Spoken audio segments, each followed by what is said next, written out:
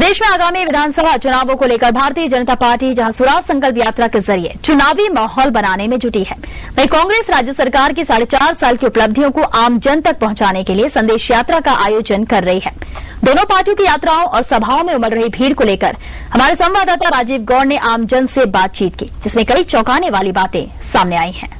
में इस साल विधानसभा चुनाव होने हैं, लिहाजा भारतीय जनता पार्टी स्वराज संकल्प यात्रा और कांग्रेस संदेश यात्रा के जरिए अपनी अपनी कोशिशें कर रही है। ये कोशिशें कितनी कामयाब होगी ये तो मतदाता जानता है, और चुनाव परिणाम जब सबके सामने आएंगे तो सबके पत्ते खुली जाएंगे। इससे कुछ मतदाता हमारे साथ है, उनसे पूछते कि कैसा चल रहा है माहौल, आपको क्या लगता है, कांग्रेस या भाजपा?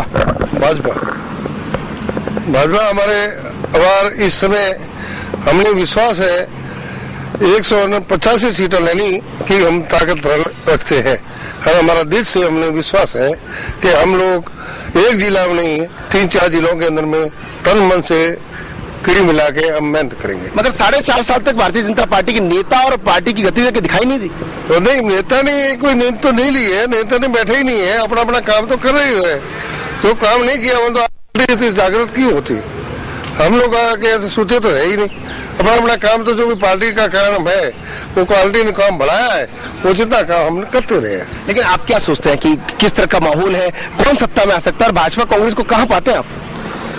आज वसुंधरा राजे की सभा को देखते हैं तो निश्चित रूप से लोगों में उत्साह है, भीड़ उमड़ रही है, लेकिन ये भीड़ मतदाता वोट के अंदर तब्दीली कितनी हो पाएगी इसके बारे में संदेह लगता है। संदेह इसलिए लगता है कि 4.5 साल 5 साल पहले 4.5 साल पहले जो चुनाव हुए थे उसके अंदर इनकम्बेंसी की जब तक बात है तो बीजेपी और कांग्रेस दोनों के विधायकों में ज्यादा अंतर नहीं था। इसलिए यदि एंटी इनकम्बेंसी बीजेपी के विधायक में हुई तो लगता है कि मुकाबला 50-50 रहेगा।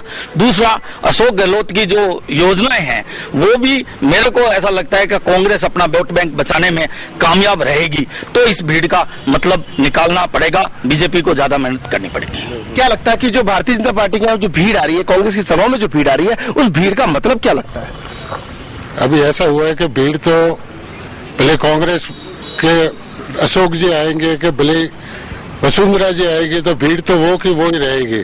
बाकी वो वोटों में तब्दील करना वो सबसे बड़ी बात रहेगी।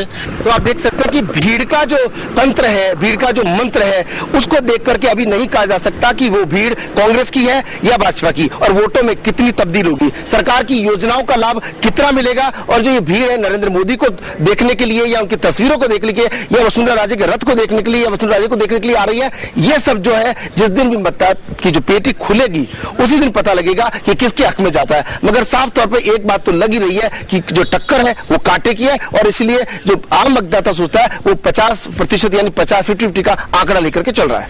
कैमरामैन शिव सिंह के साथ राजीव गौड़, ईटीवी न्यूज, सुमेरपुर।